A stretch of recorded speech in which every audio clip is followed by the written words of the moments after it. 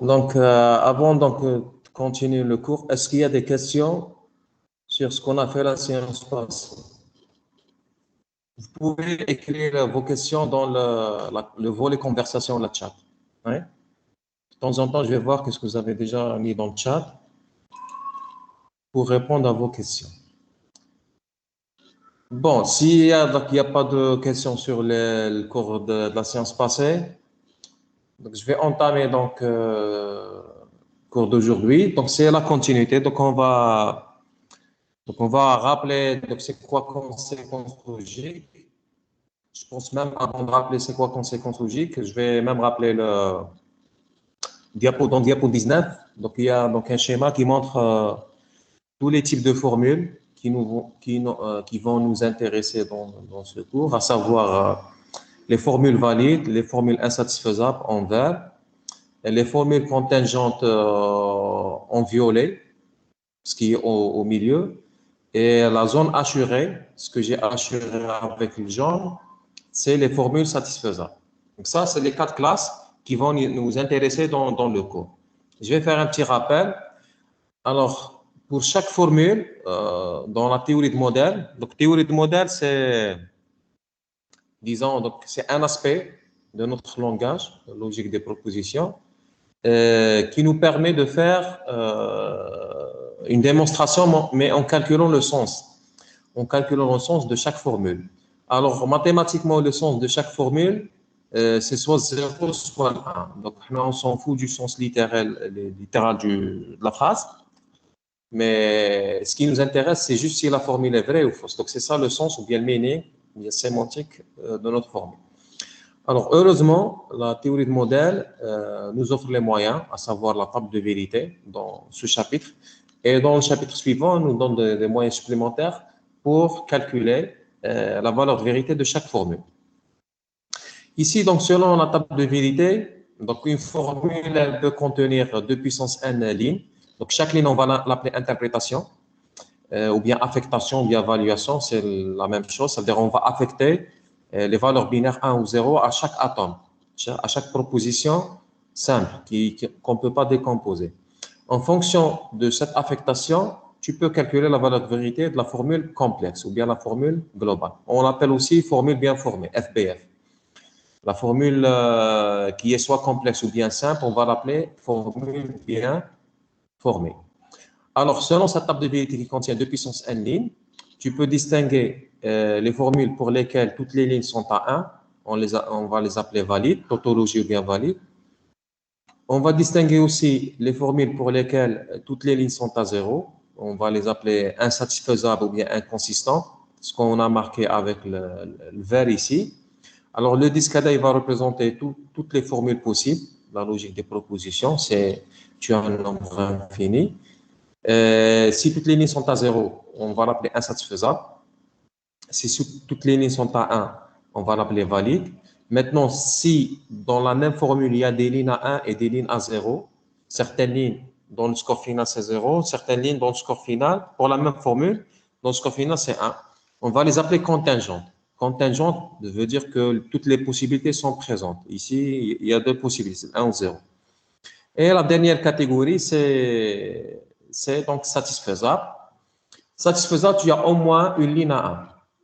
Dans votre table de vérité, si tu as 2 puissance n, par exemple 1 est égal à 3, tu as 8 lignes. S'il y a au moins une ligne à 1, la formule est dite satisfaisable ou bien consistante. C'est aussi un autre synonyme. Donc ça, c'est les 4 classes qui vont nous intéresser. Maintenant, donc on va établir, j'ai donné déjà des exemples pour chaque classe, c'est-à-dire P ou non P, c'est l'exemple d'une formule valide. P et non P, c'est l'exemple d'une formule insatisfaisable, parce que je ne peux pas avoir les 2 cas antagonistes en même temps. P implique Q, c'est un exemple d'une formule contingente, tu as le 1 et tu as le 0, et c'est aussi un exemple d'une formule satisfaisable. Il faut juste remarquer que satisfaisable, l'ensemble des formules satisfaisables, c'est l'union des formules en rouge, c'est-à-dire valides, plus les formules contingentes, c'est-à-dire les formules contingentes union les formules valides, ça vous donne les formules satisfaisables. Il faut aussi remarquer qu'il y a une intersection vide entre insat et le valide. Ça, c'est, disons, ce que vous devez retenir ce schéma. Maintenant,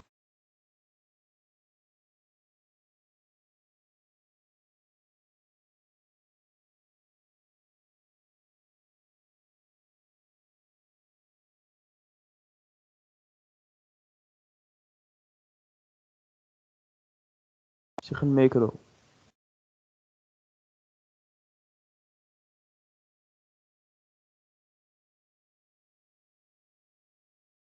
Monsieur, votre micro est désactivé.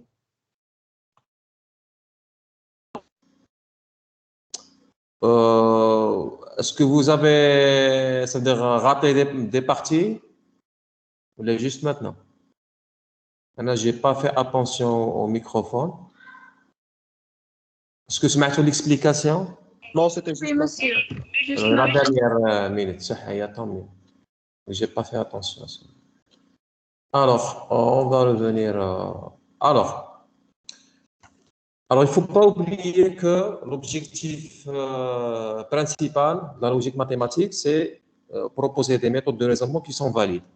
Non seulement on va proposer, par exemple, des algorithmes qui vont nous dire que est-ce que la conclusion, ou qui vont nous dire que telle conclusion sera toujours vraie lorsque un certain nombre de, par exemple, de prémices ou bien de conditions sont supposées comme étant vraies. Donc ça, ce qu'on appelle raisonnement ou bien argument. Il faut tout simplement chercher les arguments ou bien les raisonnements qui sont valides. Maintenant, la première méthode qui nous assure ça, c'est-à-dire qui représente un raisonnement valide, c'est ce qu'on appelle conséquence logique ou parfois conséquence sémantique. Hein, c'est des synonymes. Le principe, c'est quoi? Donc, c'est toujours la même question. Alors, allez, je suis dans la diapo 20. Tu as des conditions comme celle-là. Par exemple, S implique P, la première condition, là, la première prémisse. Elle est donnée par, c'est-à-dire on suppose qu'elle est vraie. Les propriétés du problème nous donnent deux conditions qui sont supposées comme étant vraies. La deuxième condition, c'est non P. Alors, à partir de ces deux conditions qui sont vraies, est-ce que la conclusion non S est toujours vraie? Donc ça, c'est la question fondamentale des raisons. Maintenant, avec la conséquence logique, je peux résoudre ça avec la table de vérité. Comment? Tout simplement, je calcule la valeur de vérité ou bien la valeur de vérité de cette formule complexe qui va représenter la conjonction de toutes les conditions, à savoir ici, S implique P et logique non P. C'est-à-dire si tu as ici 10 formules, tu dois calculer la table de vérité de la conjonction des 10 formules.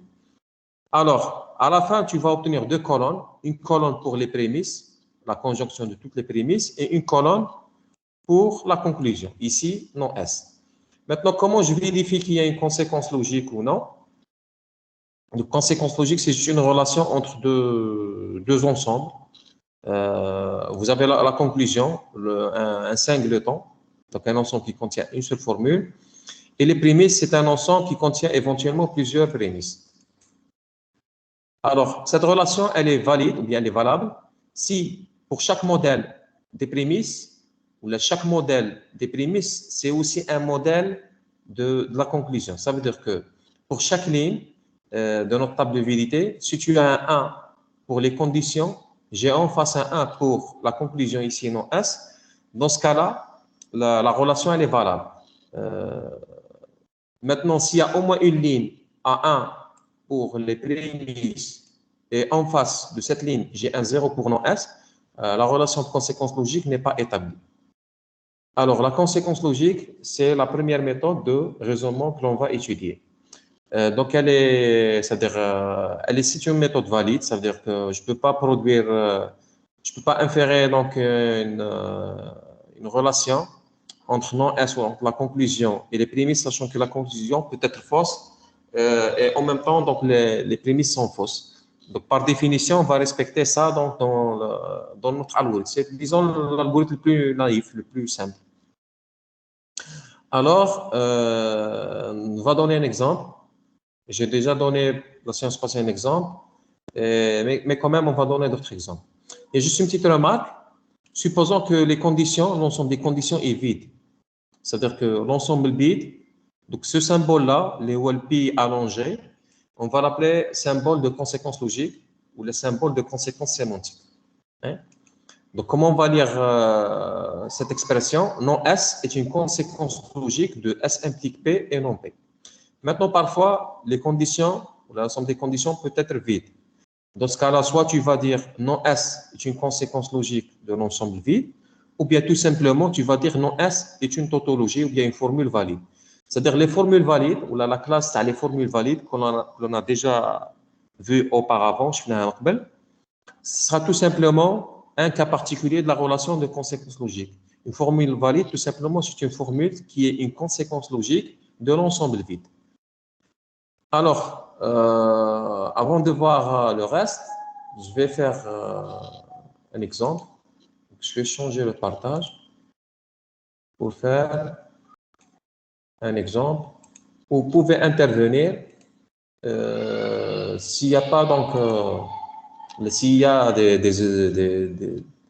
des ambiguïtés ou bien n'importe quel problème. Alors, j'ai partagé maintenant l'écran. Est-ce que tout le monde voit le fichier Word dans ce fichier Word? Ok, comme tu fais le fichier Word. Hein? Alors, ici, j'ai le premier exemple d'une conséquence logique. Donc, vérifier la relation de conséquence sémantique de conséquence logique entre les prémices, les trois prémices. Q implique non P.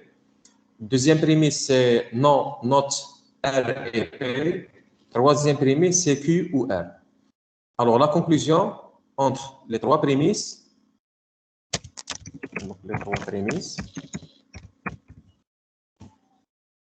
et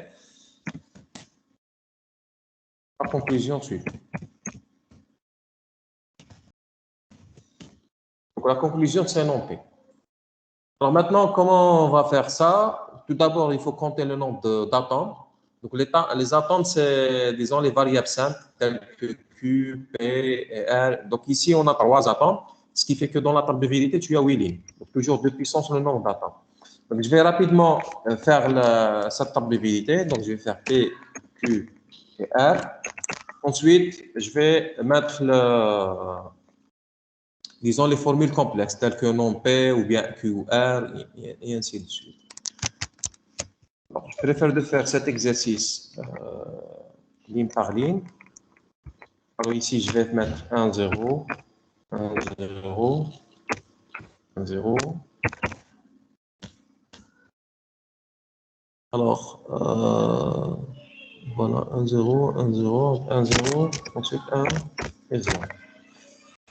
Alors ici, je vais mettre 1, ensuite 1, ensuite 0, ensuite 0, 1, 1. Tu as un tableau? Je vais faire le tableau, oui, la table de vérité. Parce que conséquence logique, c'est basé sur la table de vérité. Elle est basée sur la table de vérité. Mais quel symbole c'est un tableau? Tu dois insérer un tableau. Elle est, ça pour être plus. Ah, mais c'est pas grave, c'est pas grave. Ouais. C'est pas grave. Il y a un tableau, donc je travaille avec LibreOffice, mais là, je vais mettre donc 4-1.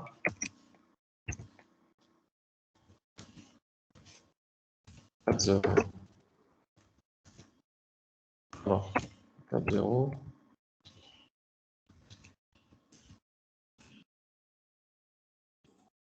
Alors, ici, je vais mettre donc j'inverse le non P.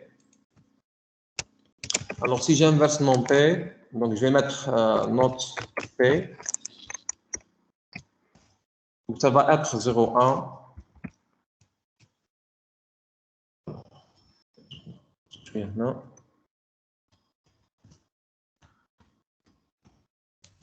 Donc, j'inverse la première ligne, 0, 1, 0, 1, 0, 1, 0, 1, 0, 1. Alors ici, la première, disons, prémisse, je vais la calculer. Je vais l'appeler prémisse 1. Donc, Q implique non P. Alors, voilà Q, deuxième colonne, implique non P. Donc, cette formule, elle est fausse dans un seul cas, où 1 implique 0. Donc, je vais directement sur les lignes dans lesquelles il y a 1 implique 0, je vais mettre un 0. C'est-à-dire, dans la première ligne, je vais mettre un 0. Ici, tu as 1 implique 1, 0 implique 0, 0 implique 1, 1 implique 0, il faut mettre aussi un 0. 1 implique 1, 0 implique 0, 0 implique 1. Pour le reste, il faut mettre des 1 partout. Je pense que c'est clair pour tout le monde. C'est la version la plus rapide pour remplir la table de Willy. Donc, à chaque fois que tu as l'implication, il faut chercher les lignes 1 implique 0, les remplir avec 0. Le reste, il faut le remplir avec 1. On a terminé avec la première prémisse. Maintenant, deuxième prémisse, c'est R et P. Je vais la faire directement. R et P, mais j'inverse. C'est la négation de R et P. Alors, voilà le P, voilà le R. Alors, ici, 1 implique 1 et j'inverse. Donc, je vais mettre deuxième prémisse, prémisse 2. Prémisse 2. Donc, vous avez, voilà donc P et R. 1 implique 1, ça vous donne 1, mais j'inverse, ça vous donne 0. 1 et 0, ça vous donne 0. J'inverse, ça vous donne 1. Monsieur, est-ce qu'on a des PR? Vous avez ici R et P. Deuxième, peut-être que vous n'avez pas. comme la question, mais de façon plus. Vous avez prémisse 1, virgule, prémisse 2, virgule, prémisse 3. Et vous avez le symbole de conséquence logique. Malheureusement, je n'ai pas le symbole. Est-ce qu'on a le symbole ici? Alors, est-ce qu'on a le symbole de la conséquence logique? Même si je ne trouve pas, je vais mettre un symbole approximatif. Alors,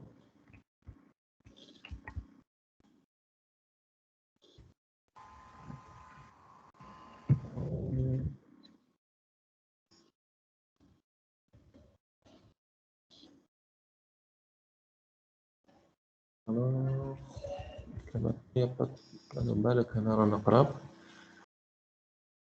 ما شاء هنا مازال فوالا بالك نحطو واحد كيفا approximer.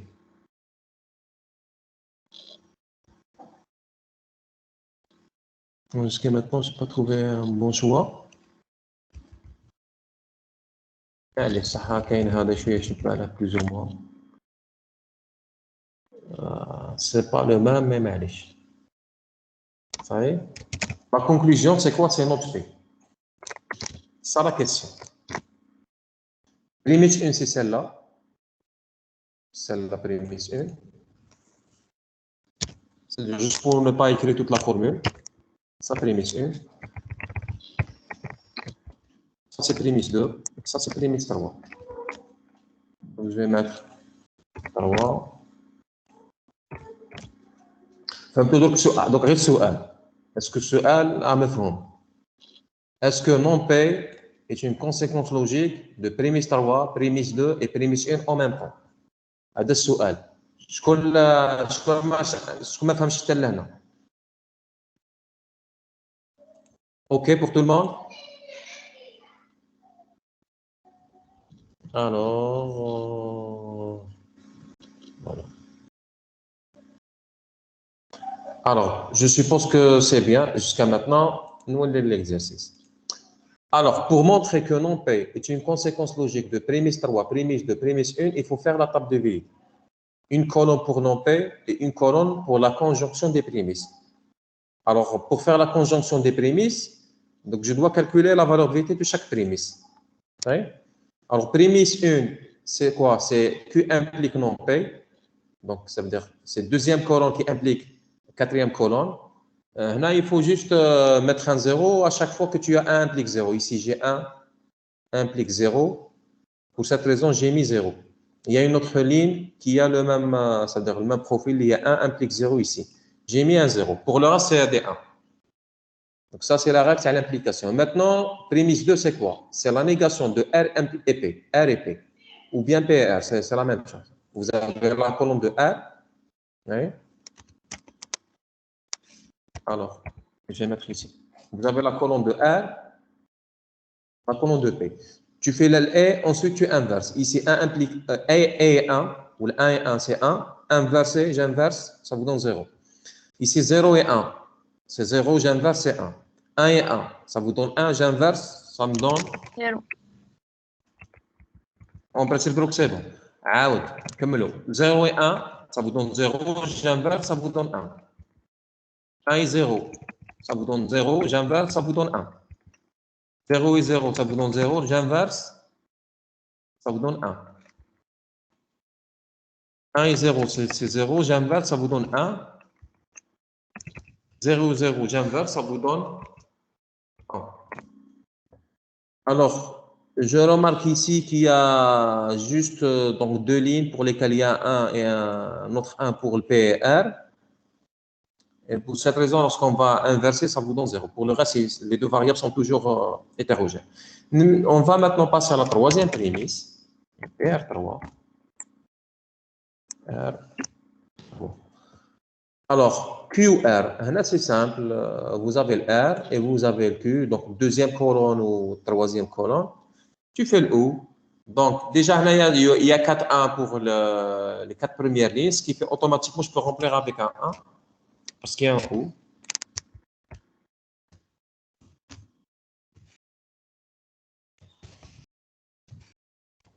Bon, je sais qu'il y a des exercices similaires, mais j'essaie de transformer la séance du online en TD pour maximiser les chances de compréhension. Maintenant, on va passer aux 4 dernières lignes. Alors ici, tu as un 1 pour P, ça veut dire pour 5e ligne, tu as un 1 pour P, et tu as un 1 dans la 7e ligne.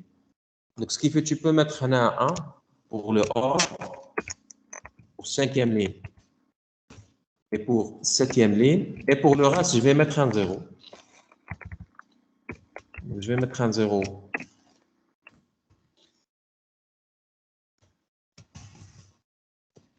Pour le reste. Il y a 2 lignes, uniquement 2 lignes parmi les 8. Oui. Monsieur QOR, Monsieur c'est pas Q ou R, chez P ou R. Ah ouais, j'ai fait l'azral بالبيران راني نشوفها شويه في الورد. Alors le Q ou R. Voilà. Donc ça veut dire on a fait voilà, vous avez raison. Donc A ou R, si on fait le OR, ça vous donne 1 1, oui. Et 0 et 0 Zéro. Oui, donc c'est deuxième colonne, oui, troisième colonne. Hein. Donc parfois, travailler directement sur le Word, c'est embêtant. Oui. Donc les espaces sont serrés et parfois on peut se tromper entre les colonnes. Hein. Donc QR, l'essentiel dans les 4 premières, tu as un 1, c'est automatiquement un 1. 5e ou 6e ligne, vous avez un 1 pour Q. Donc, ça vous donne des 1 et 0 pour le reste. C'est bon. Maintenant, conjonction. La conjonction des prémices. Je vais mettre prémisse. Ça veut dire la conjonction des 3. Donc, maintenant, juste pour être un petit peu précis. Donc, prémisse, c'est quoi? C'est quoi? C'est prémisse 1 et logique. Prémisse 2 et logique. Prémisse 3. Pour ne pas écrire toute cette ligne, j'ai écrit uniquement prémisse. Donc, je fais la conjonction. Et il y a ici un 0. Donc, je vais mettre un 0. Et 3, 1, je vais mettre un 1. 0. 1. Ici 0. Ici 1. Et pour les 2 dernières lignes, c'était un 0. J'ai fait l'avant-dernière colonne. Maintenant, la dernière colonne, il y a note P. Donc, note, ou bien la conclusion. C'est note P. Alors, j'inverse la première colonne, les canets 1, 0. 1, 0. Je vais la mettre maintenant 0, 1. J'inverse juste la première colonne. Je vais mettre 0, 1 partout. 0, 1. 0, 1. 0, 1.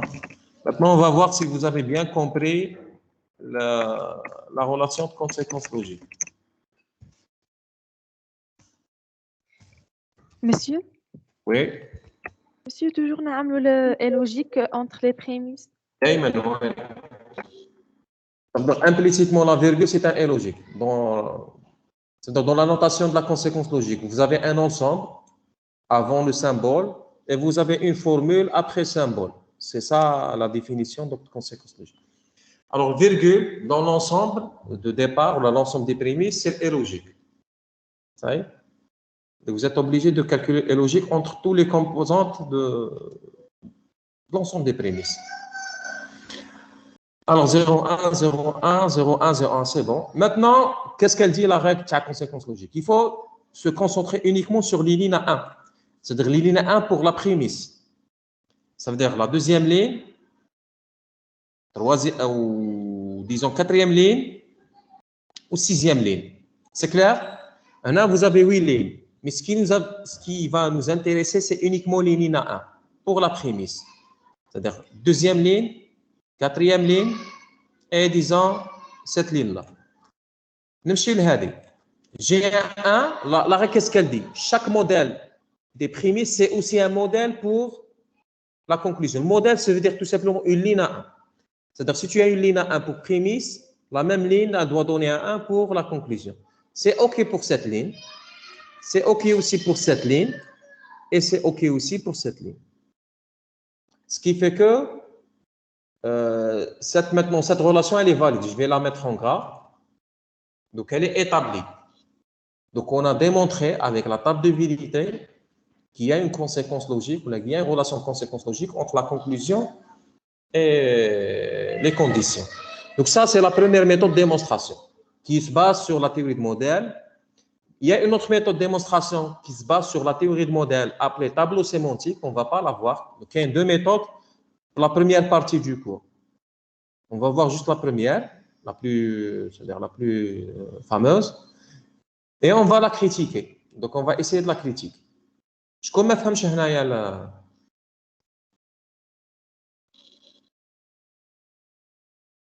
Maintenant, supposons j'inverse je vais changer maintenant la question. Est-ce que, maintenant la nouvelle question, donc ici, la relation de conséquence logique, elle est établie entre conclusion et prémisse. Maintenant, si la nouvelle question, c'est est-ce que prémisse, donc symbole de conséquence logique, maintenant, au lieu de faire note P, je vais mettre P et je vais voir qu'est-ce que ça donne. Donc, ça veut dire qu'il faut maintenant chercher la relation de conséquence logique entre les prémices et maintenant P. Alors, maintenant, il faut remarquer, par exemple, qu'ici, j'ai un 1 pour la prémisse et j'ai un 0 pour P. Est-ce qu'il y a une conséquence logique entre les prémices et P? Non. La réponse est non. Donc, ce n'est pas la peine de chercher les trois lignes, hein, c'est-à-dire la première, la deuxième ligne et la troisième. Les trois lignes à 1 pour les prémices. S'il y a au moins une ligne à 1 pour les prémices qui n'est pas un modèle pour la conclusion, on arrête la recherche. Ce n'est pas la peine de continuer la recherche. Et la conclusion, c'est qu'il n'y a pas un ayat, donc la relation, elle est non établie, elle est fausse, non établie. Monsieur, s'il vous plaît, tu peux répéter. Hamel, je vais te dire un autre exemple. Voilà le deuxième exemple. Les prémices. Conclusion. Vous avez les deux prémices. Vous avez deux prémices. P implique Q et Q. Maintenant, la conclusion, c'est P et Q. Donc, est-ce que la conclusion est une conséquence logique de P implique Q et Q d'autre part? Rapidement, je vais faire la table de vérité. Donc, elle est simple. Il n'y a que deux symboles, là, de variables atomiques, le P ou le Q. Ce qui fait que tu as de 4 lignes dans la table de vérité. Et je vais mettre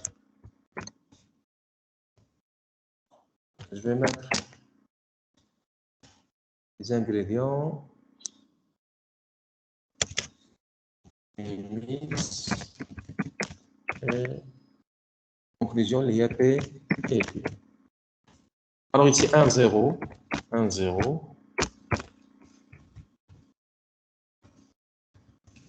Ici 1, ensuite 1, ensuite 0, ensuite 0. Il y a, rapidement, on va calculer les valeurs de vérité des colonnes qui viennent. P implique Q, elle est fausse dans un seul cas, اللي هو هذا, troisième ligne. Je vais mettre 0 si je mets 1. Ici 1, ici 1. Maintenant, prémisse, la prémisse, c'est la conjonction de deux choses. P implique Q et Q. C'est-à-dire, je vais faire la conjonction entre troisième colonne et Q, il y a deuxième colonne. Je vais faire la conjonction. Ici 1, et ici 1, ici 0, et dans la dernière ligne, 0.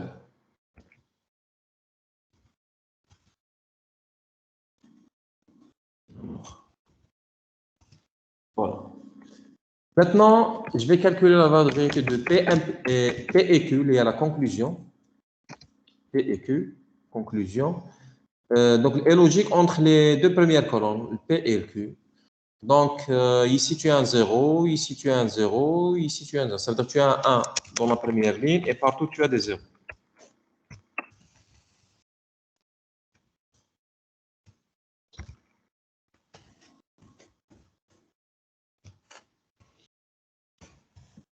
Jusqu'à maintenant, c'est bon? Je connais ma femme.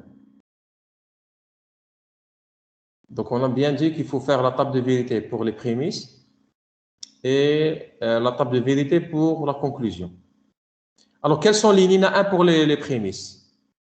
Vous avez la première ligne et la deuxième ligne. Ce sont les lignes qui représentent des modèles pour les prémices. Maintenant, est-ce qu'en face, j'ai un 1? Pour la première ligne, c'est OK. Le modèle des prémices, c'est OK. Oui.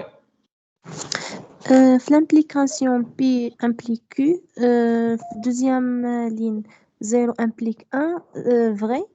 C'est faux? Ouais, vrai. Vrai. Ça, c'est l'implication, donc, on l'appelle aussi matériel. Bon, صح انتوما كي تفهموها هذه l'implication المعنى تاعها en mathématiques, c'est-à-dire si jamais la condition est vraie, forcément la conclusion est vraie. Maintenant, on s'en fout du reste. On s'en fout du reste. C'est-à-dire l'implication n'est pas fausse, ça veut dire quand نقول لك هنايا مانيش عارف ça veut dire que l'implication elle est vraie lorsque la condition est fausse. C'est-à-dire ما تحسبنيش والمعنى تاعها c'est-à-dire ما تحسبنيش بلي conclusions lorsque les conditions sont vraies. مانيش عارف انا كش نعطيكم exemple. نعطيكم exemple.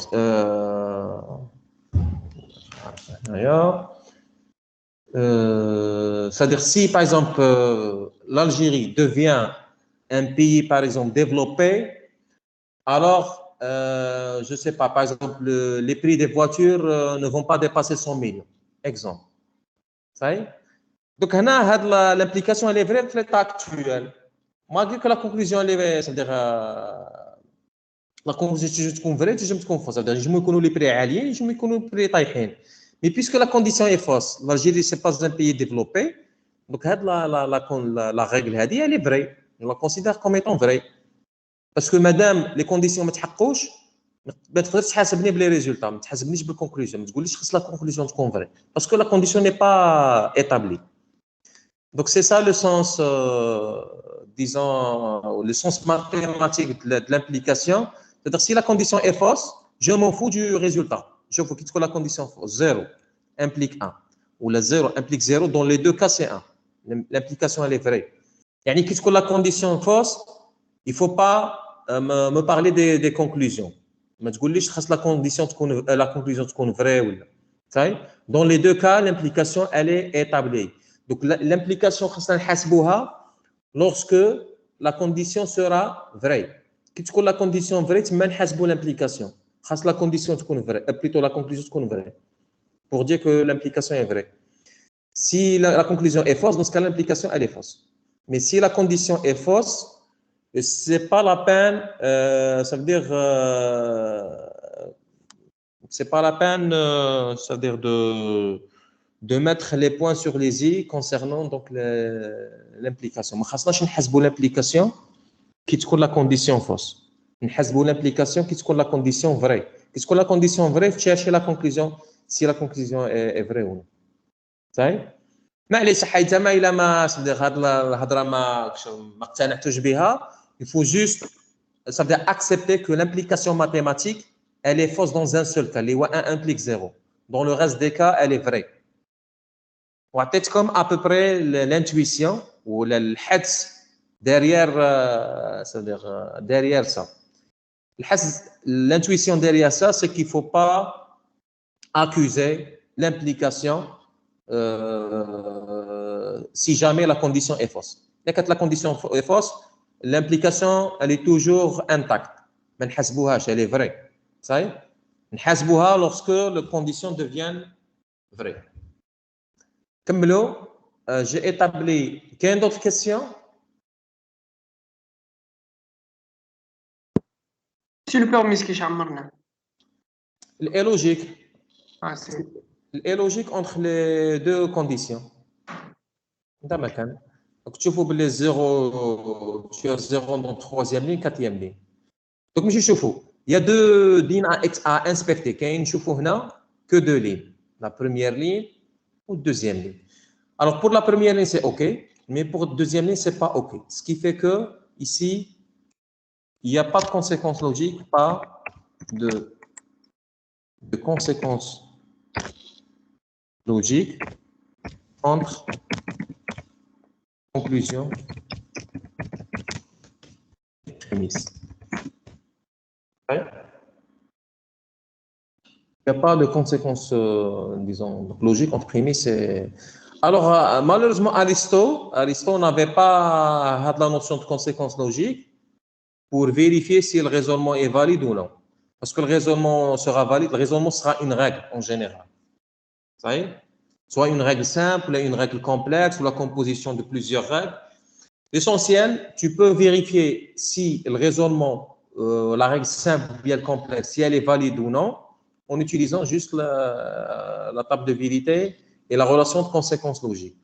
Houa, il n'avait pas ce moyen. Pour cette raison, il a, ça veut dire développé, ou il a proposé 6 heuristiques, 6 astuces, juste pour dire si la règle d'inférence ou le raisonnement est valide ou non. Bon, en général, c'est-à-dire c'est pas formel, hein? C'est-à-dire il a fait donc des astuces qui se basent sur le langage naturel, c'est-à-dire parfois pour dire si un raisonnement est bon ou non, il est obligé de connaître le sens de P ou de connaître le sens de Q et ainsi de suite. Par exemple, si P représente la phrase « l'Algérie est un pays développé », si réellement l'Algérie est un pays développé pour à la fin dire si ce raisonnement est, ça veut dire, est faux ou non.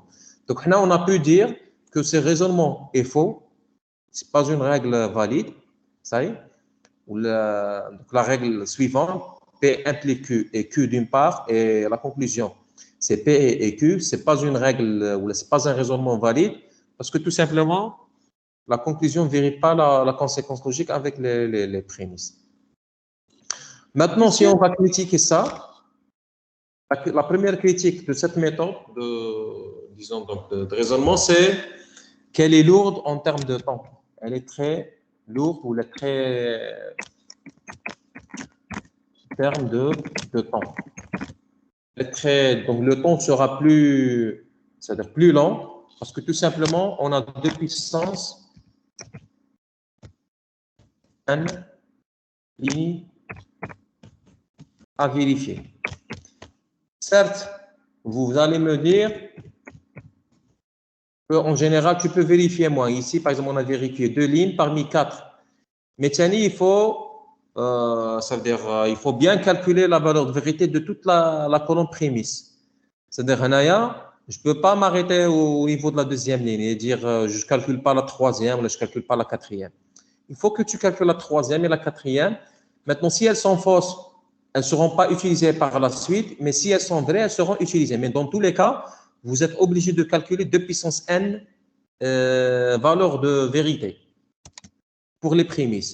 Le temps, il est très lourd. Ça veut dire à chaque fois, j'ai un algorithme qui vérifie s'il y a une relation de conséquence logique entre deux formules ou deux ensembles, mais il est coûteux en termes de temps. C'est 2 puissance n lignes. À chaque fois, donc l'algorithme il doit calculer 2 puissance n score pour les prémices et même pour éventuellement même pour les conclusions. Donc ça, c'est le défaut principal de cette méthode. Monsieur, Maintenant, oui. monsieur, quand on a fait deuxième ligne, au lieu de 0, on a 1. معناتها كاين conséquence logique. سمعنا كامل 1 في les prémices خاص يكون في الكونكلوزيون ثانية 1. Voilà. Si tu as un 1 dans P et Q, il y a une relation de conséquence logique entre prémices et conclusion. Maintenant, si وكان تكون quand تكون عندنا 0 في البريميس في الدوزيام لين كتكون عندنا 0 1. ما يهمش كتكون عندك 0 في الدوزيام لين تاع البريميس ما يهمناش الريزولتا في البي اي كيو يكون 0 ولا يكون 1 ما يهمش. Donc la conséquence logique elle est établie. C'est-à-dire elle est juste. Mais n'importe quel 1 خاصو يكون en face les 1 0. كما يكون 1 خاص en face يكون 1 1 باش تكون conséquence logique. S'il y a un 0 en face, pas de conséquence logique. C'est-à-dire هنا on a sur la première ligne c'est OK mais dans la deuxième ligne c'est pas OK. Mais malgré ça, on va dire qu'il n'y a pas de conséquence logique. Parce que la définition de la conséquence logique, c'est tout modèle. Quel que soit sur les modèles. Toutes les lignes à 1 pour les prémices, il faut avoir en face un 1 dans la conclusion. Monsieur, في deuxième ligne, quand tu as 0 1. Il y a la conséquence logique. Parce que deuxième ligne, deuxième ligne, c'est pas un modèle pour les prémices. On explique comment la définition. Tout modèle des prémices, c'est aussi un modèle de la conclusion. Le modèle, c'est tout simplement une ligne à 1, c'est-à-dire dans le score final, c'est 1. À chaque fois que tu as un 1 pour les prémices, tu as un 1 pour la conclusion. Donc, c'est une méthode qui est simple, pour faire les démonstrations. Donc, à chaque fois, je vous donne des conditions, je vous donne une conclusion. Est-ce que la conclusion est une conséquence logique des conditions? C'est simple, il faut faire juste la table de vérité et faire 2 puissance n vérification. Et c'est bon, ce sera bon. Mais disons, le prix à payer, c'est le temps. Vous savez? Parce que le problème réel ont beaucoup de variables. Tu n'as pas 2 ou 3 variables. Tu as en général des millions de variables. Parfois des centaines de millions. Donc, on a تخيلوا نديروا 2 puissance 1 ou 2 puissance 10 puissance 6, il y a 1 million. Ou si tu as donc 100 millions, tu fais 2 puissance 10 puissance 8. Et تخيلوا نتوما هاد la table de vérité, elle contient combien de lignes? Parfois, tu ne vas pas obtenir un disque dur qui va stocker cette table de vérité. Et même si tu obtiens le disque dur en question, ou là tu vas remplir, c'est-à-dire incrémentalement, c'est-à-dire petit à petit, ou là morceau par morceau, votre table de vérité, à cause que, supposons les disques durs fait 1 Tera, ma table de vérité, elle contient par exemple 4 Tera, je vais par exemple charger partiellement, je charge 25% de la table, ensuite 25% de la table, et ainsi de suite. C'est faisable en termes de stockage, je charge partiellement la table, mais le temps n'est pas, ça veut dire, toléré. Parce que si, supposons avec 1 milliseconde, pour chaque ligne, vérifie si, par exemple, pour une même ligne, vérifie s'il y a un 1 pour les prémices, s'il y a en face aussi un 1 pour la conclusion. Supposons que ça nous coûte 1 milliseconde. Les 10, c'est-à-dire 10 puissance moins 3. Hadi multiplier 2 puissance, supposons 1 million. 1 million, donc 2 lignes. Donc tu multiplies 10 puissance moins 3 fois 2 puissance 10 puissance 6. وحسبوا لي الوقت شحال. Donc, parfois, ce n'est pas toléré par l'environnement, ce n'est pas toléré par l'entreprise, ce n'est pas toléré par les clients, ce n'est pas toléré par les fournisseurs, et ainsi de suite. صحيح؟ Parce que tu fais en général, vérifier s'il y a une erreur dans un logiciel ou non, c'est tout simplement, on va retraduire le problème en une formule, c'est-à-dire géante. Maintenant, la présence de l'erreur, c'est le synonyme d'avoir une formule satisfaisable. Il a avec la formule insatisfaisable, c'est-à-dire qu'il n'y a pas d'erreur, c'est-à-dire selon votre formulation, il n'y a pas d'erreur dans le logiciel. Si la formule est insat, partout des erreurs. Maintenant, s'il y a une ligne à 1, ça veut dire que tu as au moins une erreur. Au moins une erreur. C'est possible d'avoir plusieurs erreurs, mais tu as au moins une erreur. Alors, pour vendre votre logiciel, tu dois tout d'abord vérifier s'il n'y a pas d'erreur dans le logiciel ou non. Maintenant, si ça vous consomme, par exemple, 3 mois ou 4 mois de vérification, parce que la table de vérité prend beaucoup de temps, donc ce sera un échec économique. Ça veut dire que tu ne vas jamais vendre votre logiciel et c'est possible qu'un concurrent va prendre ta place. Donc, c'est ça le compromis. Il y a un trade-off. There is a trade-off between donc software verification and time. Certes, on doit vérifier notre logiciel, mais le temps, il faut qu'il soit donc accepté. Alors, je vais revenir au cours. Il n'y a pas de questions. Alors, je change le partage. Je reviens au cours.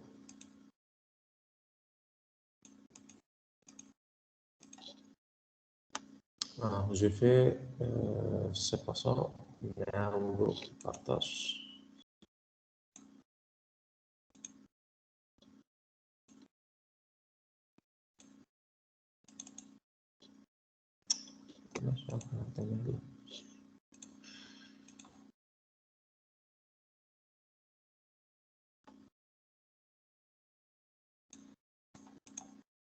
Voilà. Bon, vous avez aussi le concept, je suis dans le diapo 21, vous avez le concept d'équivalence logique. Équivalence logique, ça veut dire conséquence logique dans les deux sens. C'est-à-dire tu as une équivalence logique entre A et G. Si tu as G, c'est une conséquence logique de A, et A, conséquence logique de G.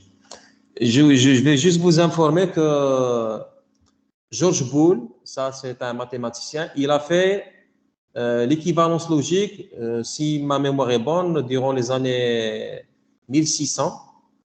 Donc, il a proposé des axiomes et des règles d'inférence, c'est-à-dire une façon qui se base pas sur une méthode qui se base pas sur la table de vérité et qui permet de montrer l'équivalence logique entre deux formules, c'est-à-dire conséquence logique dans les deux sens, mais sans utiliser la table de vérité. C'est déjà fait, ça fait donc des siècles. Alors maintenant, avant de terminer avec ce chapitre ou ce cours-là, c'est pas ce chapitre, mais ce cours-là, parce qu'on a les cours dans le même chapitre. Je vais parler donc du concept de forme normale, et surtout la forme normale conjonctive et la forme normale disjonctive. Mais avant de les faire, on va tout d'abord introduire c'est quoi la notion de littéral. Littéral, tout simplement, c'est soit un atome, c'est soit sa négation.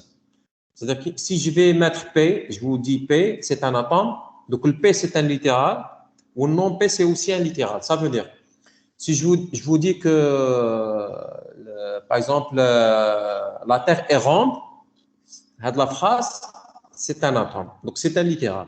Parce que tous les atomes sont des littéraux. La Terre n'est pas ronde, c'est aussi un littéral, mais ce n'est pas un atome. Puisque une négation, ce n'est pas un atome, parce que c'est plus complexe qu'un atome. Mais on va le considérer comme un littéral.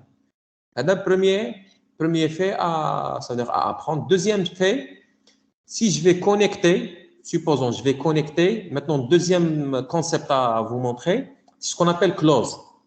Ça y est? Clause en anglais, معناتها جملة. Phrase en anglais, ou la phrase, معناتها شبه الجملة. Donc, ça veut dire ce qu'on va considérer comme clause, ici, dans notre langage propositionnel, c'est tout simplement l'interconnexion de plusieurs littéraux avec le ou. Donc ici, on a fait comme juste la première sous-formule, celle-là. Il y a non P, ou non P2, non P1 plutôt, ou non P2 ou non P3. C'est une clause ou non? La réponse c'est oui. C'est une clause. Donc, clause par définition, c'est quoi? C'est des littéraux connectés avec le ou. Donc, si je dis P1, de la négation, ou non P2 ou non P3, c'est une clause. Parce que les trois, ce sont des littéraux, ils sont connectés avec le ou. Ouais? Ça, c'est ce qu'on appelle clause. Maintenant, F1, c'est ce qu'on appelle forme normale conjonctive. Ouais? Alors, forme normale conjonctive, c'est tout simplement la connexion, ou bien l'interconnexion de plusieurs clauses avec le et. Donc, ça, c'est j'ai la première clause. Ça, c'est la première clause. Et logique, deuxième clause, il y a P3 ou non P2. Et logique, troisième clause, il y a P1 ou non P3. C'est clair, F1C? F1C, tout simplement, c'est le et logique entre plusieurs clauses. Le clause, c'est quoi? C'est le ou logique entre plusieurs littéraux. Littéral, c'est quoi? C'est soit P, c'est soit non P. C'est soit Q, c'est soit non Q, et ainsi de suite. C'est-à-dire un atome ou bien sa négation. Maintenant, je vous dis que ça, c'est la première forme normale. Alors, pourquoi on s'intéresse à cette FNC? Parce que tout simplement, l'objectif principal. L'objectif principal, c'est faire le raisonnement. Dire si une certaine formule est toujours vraie lorsque un certain nombre de conditions sont vraies. Il s'avère que dans la pratique, il y a des algorithmes qui sont très rapides en termes de temps d'exécution. Et la méthode de table de vérité des conséquences logiques, elle fait le boulot. Ça peut être si une telle formule est conséquence logique ou non d'un certain nombre de conditions, mais elle est lente, elle est très, très lente. En pratique, on a des algorithmes plus rapides. Ça veut dire que je fais résolution, je fais DPLL, on va voir en détail d'eux. Alors, qui sont très rapides pour faire ce genre de tâches et surtout, par exemple, pour dire si une formule est satisfaisable ou bien insatisfaisable. Donc, dans l'une des diapos, on a vu donc, 4 classes, les valides, satisfaisables et insatisfaisables et même contingentes.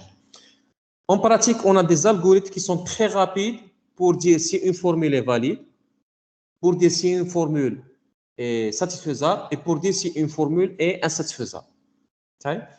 Donc, pour les trois classes, on a des algorithmes très rapides.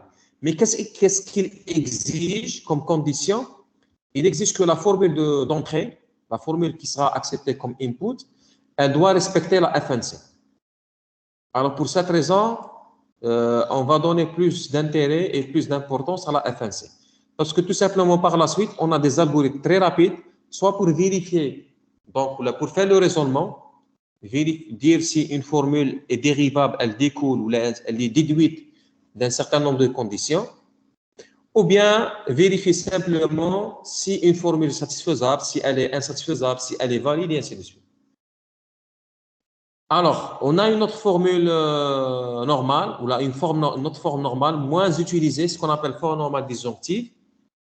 Alors, c'est à peu près le complémentaire de la forme normale conjonctive. Alors, forme normale conjonctive, c'est le logique entre plusieurs clauses. Et aussi, dans le FND, donc on ne va pas donner beaucoup d'importance à la FND, je vais juste la citer pour bien compléter le cours. Ce sera le ou logique. Donc, le FNC, c'est quoi? C'est le logique entre le ou logique de plusieurs littéraux. Dans le FND, ce sera l'inverse. C'est le ou logique entre le et logique de plusieurs littéraux. C'est moins utilisé par rapport à celle-là. Donc, la FNC, elle est plus, disons, intéressante dans la localisation. C'est-à-dire, à chaque fois que votre question, c'est chercher si une formule est satisfaisable ou non. Si votre question, c'est chercher si une formule est sat, ou bien si elle est insat ou même valide, alors elle est plus rapide. Par contre, la FND, elle est plus rapide dans d'autres questions. Maintenant, les questions sont moins importantes que la question de satisfaisabilité et insatisfaisabilité. Alors, une dernière remarque, on a un algorithme qui permet de transformer n'importe quelle formule en logique des propositions en une FNC. C'est-à-dire n'importe quelle formule qui contient des implications, qui contient des équivalences, qui contient n'importe quel connecteur, je peux la transformer en une formule équivalente, c'est-à-dire elle a la même table de vérité, mais qui est sous la forme FNC. Même chose pour le FND, n'importe quelle formule en logique des propositions peut être réécrite en une FND, qui est bien sûr équivalente à la première. Donc, heureusement, on a ça. Donc, il y a une certaine bijection entre l'ensemble des formules bien formées de la logique des propositions et les FNC. Donc, on va surtout s'intéresser au FNC. Maintenant, on va basculer directement au deuxième cours, les rois, disons, théorie de démonstration. Est-ce que vous avez des questions? Est-ce que vous avez des questions sur ça avant de passer au deuxième cours?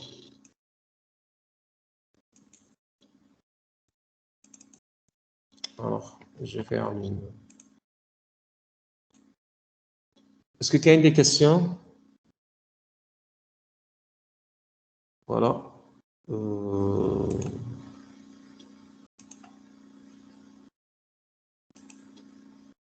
J'ai vu dans le chat une autre réponse pour la question de votre collègue qui m'a dit pourquoi le P implique Q, ça veut dire, elle est vraie lorsque le P est faux ou le Q est vrai. Une autre façon pour expliquer la même chose, c'est que le P implique Q, ce qu'on appelle l'implication matérielle, c'est le synonyme de non P ou Q.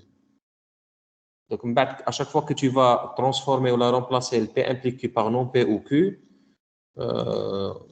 tu vas avoir donc la même réponse. Maintenant, deuxième cours. Alors, dans le premier cours, on a vu donc la conséquence logique et on a souligné donc son défaut. Donc, le défaut, c'est le coût exponentiel du temps d'exécution de cette relation. C'est-à-dire vérifier si la relation est établie ou non, ça nous coûte un temps exponentiel. Les rois en général 2 puissance n instructions possibles. Pourquoi on fait 2 puissance n instructions possibles? Parfois plus, mais au minimum donc 2 puissance n, parce que tout simplement tu as 2 puissance n lignes ou bien 2 puissance n interprétations. Alors, on va penser à une autre méthode, un autre type de méthode qui se base sur uniquement les règles d'inférence et les axiomes. Alors, les règles d'inférence et les axiomes, c'est tout simplement des tautologies, des formules valides. Mais avec ces formules, on peut générer d'autres tautologies. C'est ça, on demande donc un système de preuve. Maintenant, l'autre moyen pour faire le raisonnement, alors c'est d'utiliser ce qu'on appelle l'approche syntaxique. L'approche syntaxique, c'est uniquement les règles d'inférence et les axiomes. J'emploie uniquement les règles d'inférence et les axiomes pour dire si par exemple, formule B est dérivable ou elle est vraie lorsque le A est vrai. Donc maintenant, au lieu d'utiliser ce symbole-là, ou le symbole de conséquence logique, ou la conséquence sémantique, on va utiliser un autre symbole, les rois, voilà. Maintenant, je suis dans la diapo. Alors, donc, malheureusement, 1, 2, 3, 4. Diapo 4, dans laquelle on a montré quelques règles d'inférence.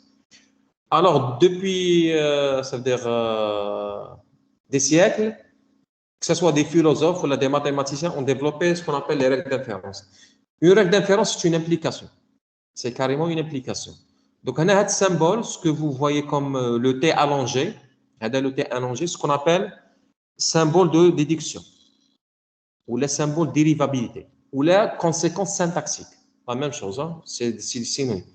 C'est soit symbole de conséquence syntaxique, symbole de déduction, ou bien dérivabilité. Comment je vais lire maintenant la phrase?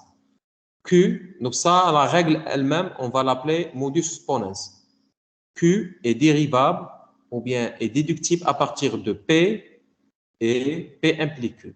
Donc ça, c'est pour modus ponens. C'est créé, donc, je suppose, durant l'ère d'Aristote, c'est-à-dire 300 ans avant le Christ. Mais vous avez aussi d'autres règles d'inférence. Vous avez le modus ponens, c'est créé toujours par les Grecs, philosophes grecs. Alors, comment on va lire la phrase? Non P est déductible à partir de non Q et P implique Q. Maintenant, vous allez me dire, c'est quoi la différence entre symbole de conséquence logique et symbole de conséquence sémantique, plutôt symbole de conséquence sémantique, ou la logique, la même chose, et symbole de conséquence syntaxique ou le symbole de déduction. Alors, dans les deux cas, en fait, ils sont équivalents. Dans la logique des propositions ou la logique des prédicats, ils sont équivalents. C'est-à-dire que tu peux changer ce symbole-là par le premier, ou là, le premier par le deuxième. La relation, elle est toujours établie. Alors, sauf que l'implémentation, donc l'objectif c'est le même. Est-ce que la conclusion est vraie lorsque les conditions c'est vrai? C'est ça l'objectif. Mais l'implémentation, elle diffère. Dans la conséquence logique, j'utilise la table de vérité. Dans la déduction, symbole de déduction, j'utilise uniquement les règles d'inférence et les actions. Alors, en fait, le modus ponens, c'est une implication. C'est-à-dire que tu peux remplacer. Déjà, ce symbole, il peut le remplacer par la simple implication. Comme le même sens. Donc, initialement, le modus ponens, ce sera tout simplement une implication qui vous dit que P implique Q et P implique Q. Alors, l'implication, je vais la considérer comme règle d'inférence. Si tu as donc deux conditions, il faut que cette formule soit une implication, c'est-à-dire il faut avoir l'implication, c'est-à-dire des conditions et des conclusions. C'est valable dans notre cas. Deuxième condition, c'est qu'elle soit valide. Yani, si je vais faire la table de vérité de toute cette formule, P implique Q et P, le tout implique Q, si je vais faire ça, je vais faire la table de vérité, je vais trouver que des 1 partout. Donc, on a comme deux conditions pour avoir une règle d'inférence. Une règle d'inférence, c'est principalement une implication. La deuxième condition, c'est que l'implication doit être valide. Ou tu me vérifier avec conséquence logique. Il faut juste considérer ça comme des prémices. Le P implique Q et le P comme des prémices, ou le Q comme conclusion, et vérifier si donc la définition marche ou non. Alors, on a un deuxième exemple de règle d'inférence. Et vous avez aussi même un troisième exemple, syllogisme. Donc, Aristote, il a défini 24 syllogismes valides, c'est-à-dire valides en termes de table de vérité, parmi 256. C'est-à-dire que total, parce qu'il ne faut pas oublier que le syllogisme s'applique sur une partie de la logique des prédicats. Il ne s'applique pas sur la logique des propositions. Donc, au total, il y a 24, plutôt 256 choix possibles, ou 256 règles possibles, ou le raisonnement possible. Parmi ces raisonnements, il a juste filtré 24 qui sont valides. Qui sont des implications. Donc, tu faut oublier ce symbole, je peux le remplacer par une implication. En même temps, ça va représenter une formule valide. Alors, donc j'ai donné 3 exemples de règles d'inférence et je vais donner aussi des exemples d'actions. Maintenant, on va utiliser les deux, les axiomes et les règles d'inférence, pour dire si une certaine formule est dérivable, c'est-à-dire est vraie, à partir d'un autre ensemble de formules, ou bien si elle est tout le temps vraie, c'est-à-dire si elle est valide ou bien une tautologie. Donc, on va voir des exemples. Alors, comme exemple d'axiome, j'ai donné ça. Je vais vous donner ça. P implique Q implique P. Alors, l'axiome, c'est quoi? L'axiome, c'est une formule valide. C'est-à-dire que vous n'êtes pas obligé d'avoir une implication dans un axiome. Tu peux avoir un axiome qui a que des O ou là que des E ou là. Je m'en fous. Je ne suis pas obligé d'avoir l'implication dans un axiome. Mais la condition principale, la nécessaire, c'est que la formule doit être valide. Donc, ça, c'est un exemple d'un axiome. Et ça, c'est aussi un exemple d'une règle d'inférence. Alors, ici, la barre horizontale, c'est, disons, donc le remplaçant ou le symbole qui remplace l'implication. Parce que comment je vais lire le modus ponens?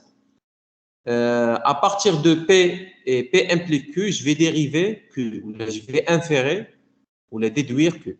Ou là, je vais faire la lecture inverse.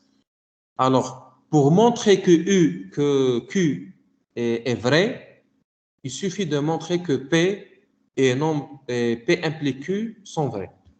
Ou là, Q est dérivable à partir, ou elle est déductible à partir de P et P implique Q. Donc ça, c'est plusieurs façons pour lire la même expression. C'est-à-dire le modus ponens, il y a plusieurs façons pour le lire. Soit tu vas dire Q est déductible à partir de P et P implique Q. Ou là, pour montrer que Q est vrai, il suffit de montrer que P est vrai et P implique Q sont vrais. Une troisième façon pour le lire, donc si P est vrai et si P implique Q est vrai, alors forcément Q est vrai. Une quatrième façon pour le lire, à partir de P et P implique Q, je vais déduire Q. Donc, j'ai donné donc 4 variantes pour lire la même règle. Donc, ce qui est de commun entre les axiomes et les règles d'inférence, c'est que les deux cas représentent des formules valides. Donc, ce qu'on appelle système formel ou bien système de preuve, en théorie, c'est 4 composantes. Ce qu'on appelle un ensemble dénombrable de symboles et un sous-ensemble F de V étoile que l'on va appeler par exemple l'ensemble des formules. Donc ici le V, ici la première composante, pour être plus précis, ce sera tout simplement soit une partie du langage propositionnel ou bien tout le langage propositionnel. Alors ici, ça veut dire une partie du langage propositionnel parce que vous n'êtes pas obligé d'utiliser tous les connecteurs. C'est-à-dire que la première composante, vous avez le choix d'utiliser tous les connecteurs ou bien une partie des connecteurs. Maintenant, si tu vas utiliser juste une partie, par exemple, je dis j'utilise le ou logique ou la négation. Donc, j'ai limité. À partir de la première composante, c'est-à-dire toute la logique des propositions, mais sauf dans les connecteurs, j'utilise une partie de l'IHOMA, ou logique ou négation. À partir de la première composante, je vais créer ce qu'on appelle, donc le F, je vais donner un exemple. Si je vais créer F comme étant l'ensemble des clauses, c'est sûr que tu vas créer les clauses avec uniquement le ou logique ou négation et les attentes. Avec ça, tu vas créer ce qu'on appelle F, l'ensemble des clauses. Maintenant, sur l'ensemble des clauses, tu peux définir un certain nombre d'actions et aussi un certain nombre de règles d'inférence. Donc ça, c'est un exemple d'action et ça, c'est un exemple de règle d'inférence. Alors, le tout, on va l'appeler système de preuve. Alors, système de preuve, en réalité, c'est 4 composantes, mais les composantes les plus importantes, c'est uniquement le troisième ou le quatrième, l'ensemble des actions et l'ensemble des règles d'inférence. Donc, je vais donner des exemples. Mais avant de donner les exemples, donc on va parler donc d'un certain nombre de concepts liés à démonstration ou bien preuve. Alors, bon, je vous rappelle que l'une des questions principales, la logique mathématique, c'est le raisonnement. C'est-à-dire dire si une formule est déductible d'un certain nombre de formules. Parfois, on va tout simplement dire qu'une certaine formule AN, elle est déductible de rien. C'est-à-dire qu'elle est déductible d'un ensemble vide. Et ça, c'est synonyme de tautologie. C'est-à-dire, si AN est déductible à partir de rien, c'est synonyme de dire que AN est une tautologie. Maintenant, vérifier si AN est une tautologie en utilisant juste les axiomes et les règles d'inférence, c'est ce qu'on appelle une preuve. Donc, une preuve, c'est quoi? C'est un ensemble de formules, formule 1, formule 2, formule 3, jusqu'à la formule AN. Alors, tel qu'il y a une certaine relation entre ces formules-là. On va les expliquer par la suite. Donc, cette séquence de formules, c'est ce qu'on appelle preuve. Donc, la séquence de formules, on va l'appeler preuve. Alors, déductibilité, c'est juste un cas particulier de preuve. On ne va pas la faire maintenant. Parce que déductibilité, on va prouver A à partir de H. C'est-à-dire H les éléments de A, ce n'est pas la peine de les prouver, on le suppose comme étant acquis. Et maintenant, on va utiliser les règles d'inférence et les axiomes, on les applique sur H. À chaque fois, on va produire une nouvelle formule jusqu'à ce que la dernière formule produite sera la formule A. Alors, A, on va l'appeler théorème et H, on va les appeler de conditions ou bien hypothèse ou bien prémisse. Alors, toujours la dernière formule de la preuve, on va l'appeler théorème. Donc, ça veut dire ici que AN, c'est un théorème parce que c'est la dernière formule de notre preuve. Donc, on va donner des exemples de systèmes de preuves. Bon, vous avez une dizaine de systèmes de preuves. On peut les classer en plusieurs catégories. Vous avez les systèmes ayant le style d'Hilbert ou les systèmes à la Hilbert. On a beaucoup. Voilà, ça c'est. Ou les Hilbert-Ackermann, hein, c'est la même chose. Hein. Système à la Hilbert ou le système Hilbert-Ackermann, c'est la même chose. Alors, dans ce système, on a donc les composantes suivantes. Alors, dans le langage propositionnel, supposons qu'on est restreint concernant les connecteurs, on est restreint uniquement à la négation et l'implication. Parce qu'il ne faut pas oublier dans le langage propositionnel, vous avez l'équivalence, vous avez illogique, logique, négation, l'implication, et ainsi de suite. Donc, pour créer votre propre système de preuve, vous n'êtes pas obligé d'utiliser tous les connecteurs. Vous pouvez utiliser juste un sous-ensemble. Maintenant, avec sous-ensemble, si je vais fixer mon sous-ensemble comme étant uniquement, pour le connecteur bien sûr, comme étant uniquement la négation plus l'implication. Maintenant, je vais ajouter bien sûr l'ensemble des atomes, parce que je ne peux pas créer une formule propositionnelle sans atomes. Donc, les atomes union la négation plus l'implication, ça vous donne un langage ou un ensemble de formules comme ces formules-là, c'est-à-dire des formules qui n'utilisent que l'implication et la négation. Donc ça, c'est une partie de la logique des propositions.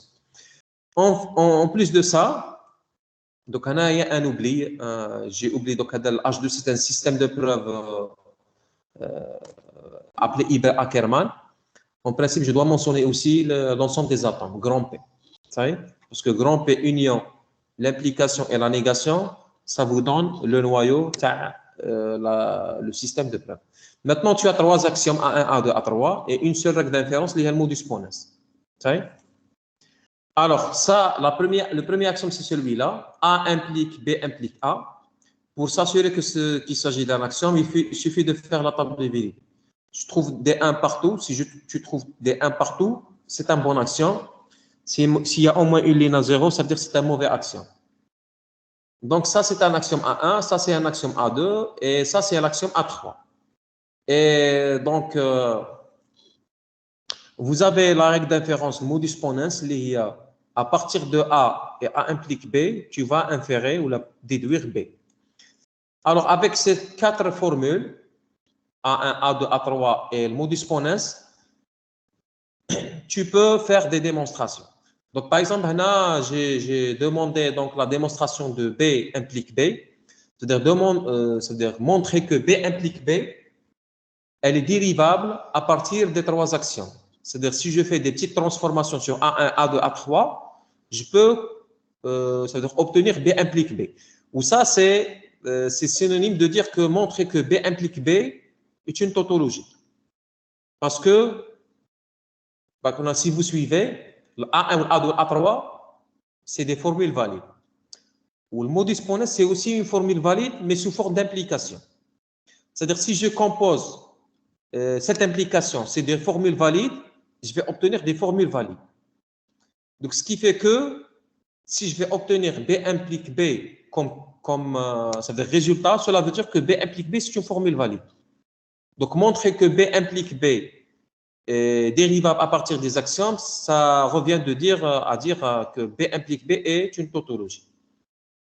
Alors, on ne va pas faire cet exemple ici, mais je vais juste vous donner donc déjà comment démarrer la démonstration. Et ce sera l'occasion aussi de vous donner quelques problèmes. Alors, pour démontrer que B implique B est une tautologie, où elle découle les trois actions, comme un choix. Il faut faire un choix. Soit tu commences avec A1, ou là tu commences avec A2, ou là tu commences avec A3. Parce que le point de départ, ce sera toujours un axiome. Même tu as le droit de composer ou d'appliquer la règle d'inférence sur les actions pour produire une nouvelle formule. Donc, dans cet exercice, je vous recommande ou je vous conseille de commencer avec A2. C'est-à-dire, si tu veux démontrer que B implique B est une tautologie, vous êtes obligé de commencer avec A2. C'est-à-dire, si tu vas commencer avec A1 ou A3, tu ne vas rien obtenir. Donc ça, disons, la difficulté principale, c'est les méthodes ayant le style d'Hilbert. Parce que le style d'Hilbert, tu as un minimum de règles d'inférence, en général, wahda ou la zouj, et beaucoup d'actions. 3, 4, 5, 9, et ainsi de suite.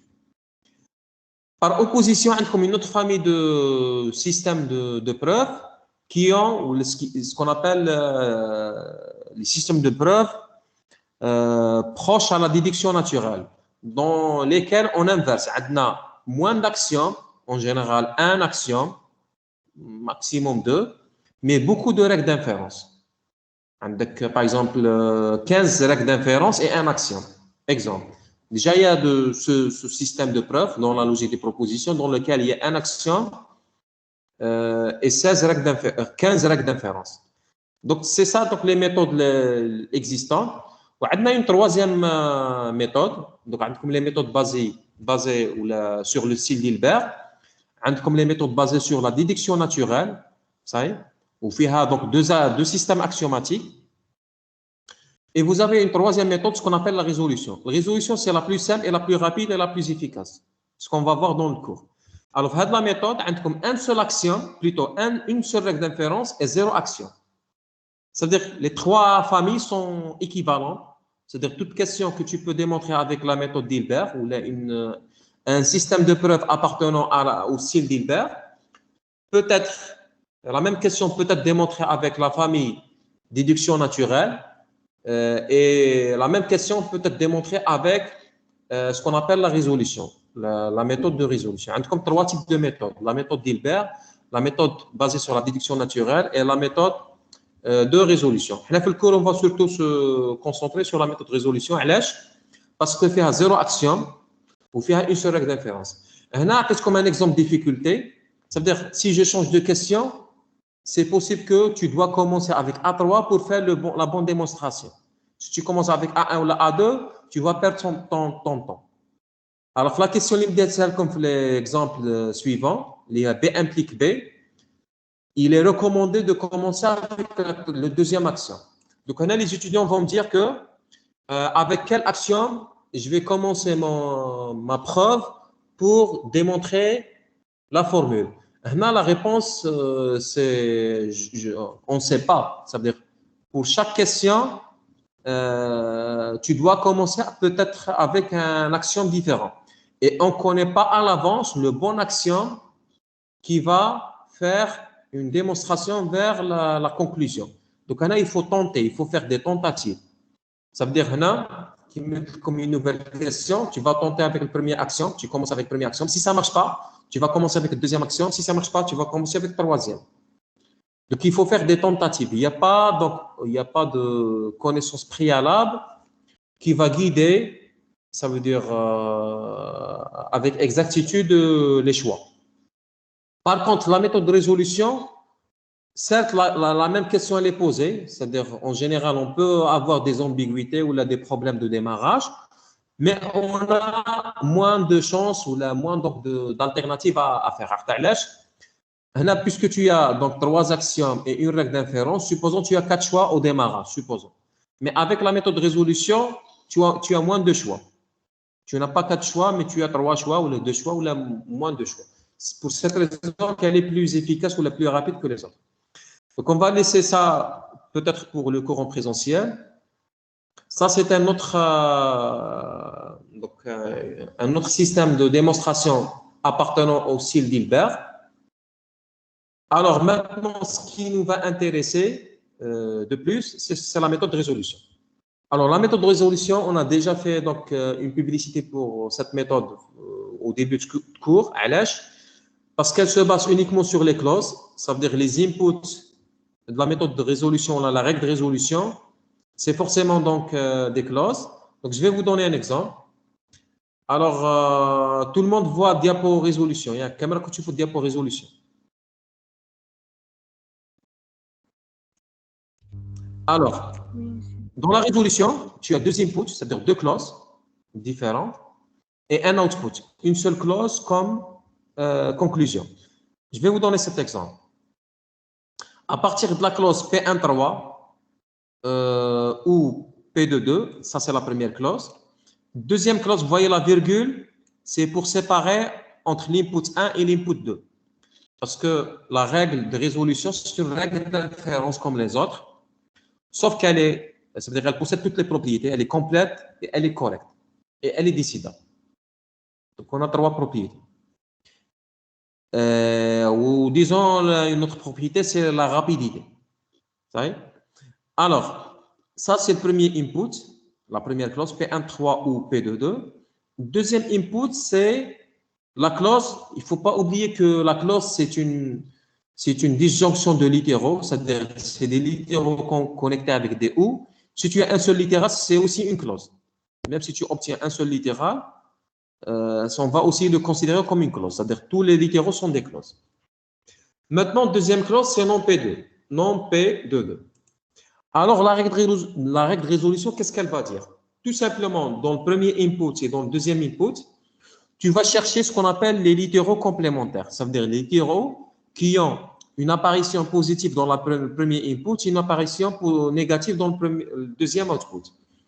Ici, les littéraux complémentaires, ou la conflictuelle, c'est P2.2 dans la première clause et non P2.2 dans la deuxième clause. Là, juste une petite remarque.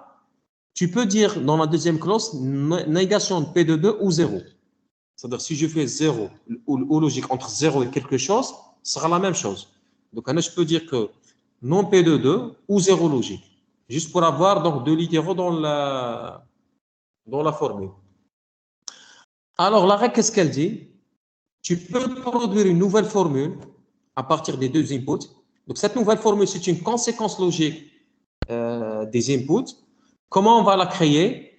On va supprimer les deux clauses ou les deux littéraux conflictuels, dans ce cas-là, P2.2 avec non P2.2, et je vais coller le reste avec le ou.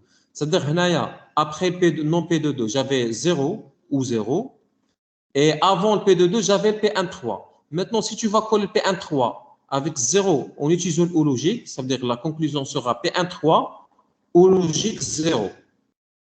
Puisque 0, ça veut dire il ne va pas influencer, je vais le supprimer.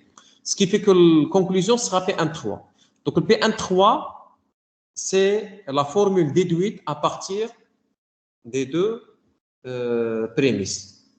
Donc, de façon générale, dans la diapo suivante, donc je vais donner la règle générale parce que le diapo précédent, c'est une résolution unitaire. C'est-à-dire que le deuxième input, il contient un seul littéral, mais de façon générale, dans la résolution, tu peux avoir n'importe quel nombre de littéraux, que ce soit dans le premier input ou le deuxième input. De façon générale, tu as ça c'est le premier input, L1 ou L2 jusqu'à LK. Dans le deuxième input, tu as M1 ou M2 jusqu'à MI, sachant que les MI, ce sont des littéraux. Alors, le résultat, on va l'appeler résolvant. Donc, la barre horizontale, c'est l'implication. Donc, je vous rappelle toujours que la barre horizontale, c'est le synonyme d'implication. Maintenant, qu'est-ce qu'on a fait pour créer la conclusion? On a tout simplement supprimé. Donc, qu'est-ce qu'on a dit? Que LI et MR, donc, alors, LI, bien sûr. Donc, LI et MR, ce sont des littéraux complémentaires ou la conflictuelle. Ça veut dire, il est quel LI ou P1, le MR ou non P1. Il est quel LI ou P1, le MR ou non, ou plutôt, si LI c'est non P1, donc le MR ce sera P1. Donc, ce sont des littéraux complémentaires. Donc, on va supprimer le LI, la première clause. On va supprimer aussi le MR de la deuxième clause. On va coller le reste avec le O. Donc, le fait la première partie, la première clause, on a juste éliminé le LI. Donc, vous voyez, après le I-1, tu as directement le I plus 1. On a supprimé le LI. On a aussi supprimé le MR. Je vois après MR moins 1, on a directement MR plus 1. Il est supprimé. Et on a connecté les deux parties avec le O logique. Donc, disons, cette formule, ou cette conclusion, on va l'appeler résolvant. Et c'est une conséquence logique des deux inputs. Alors, voilà un exemple. Comment je fais la résolution entre ça et ça. Il faut par exemple remarquer que j'ai ici non-P et ici donc P. Ce sont des littéraux complémentaires. Si tu vas supprimer non-P et le P, et tu vas coller cette partie-là, les Q, non-R et S, tu vas la coller avec Q ou T. Alors, le tout, je vais l'appeler résolvant. Donc, ça veut dire que tout ça, c'est le résolvant. Ça, c'est la règle de résolution que l'on va utiliser par la suite et elle est efficace pour le reste. Alors, je m'arrête ici. Je vais arrêter aussi là.